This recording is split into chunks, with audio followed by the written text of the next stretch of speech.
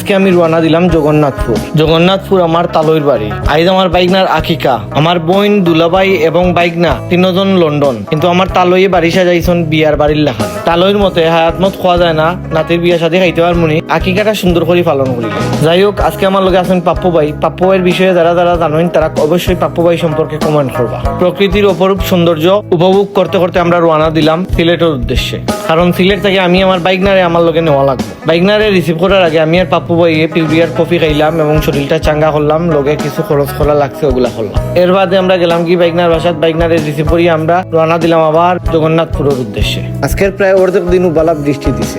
জগন্নাথপুর যাওয়ার পথে বিভিন্ন জায়গাত বাঙ্গা, এই বাঙ্গা দেখে আমার মনে হয়েছে এই এলাকার মানুষ অনেক কষ্ট করে।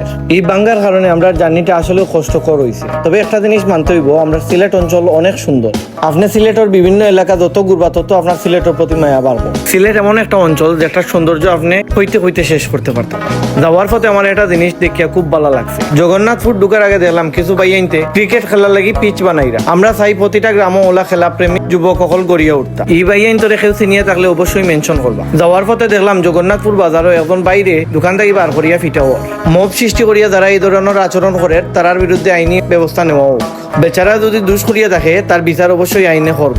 আইন নিজেরা তো তুলিয়া নেওয়ার দণ্ডনীয় অপরাধ। আমরা বাইয়াইন তোরে দেখে ব্রেক মারি এড্রেসটা জুত করে জিকাইলাম এবং টানটানোর ফুর্তি দেখে আমরারও ভালো লাগে। আমরা তালইর বাড়িতে পৌঁছিয়া খাওয়া দাওয়া শেষ করিয়া আশপাশ একটু ঘুরাঘুরি করলাম। কবুতর গুলা দেখে আমার খুব ভালো লাগছে। আমার ইচ্ছর আমি কবুতর ফালা শুরু করতাম। কবুতরে আমরা ইসলামও শান্তি এবং পবিত্রতার প্রতীক হিসেবে দেখা হয়। দাওয়াত খাইয়া বাইকনারে সিলেট দিয়ে আমরা বিয়ানী বাজারের উদ্দেশ্যে রওনা দিলাম। লাস্ট একটা কথা, জগন্নাথপুরের মানুষ খুব সহজ সরল এবং খুব বালা অমায়িক আন্তরিক।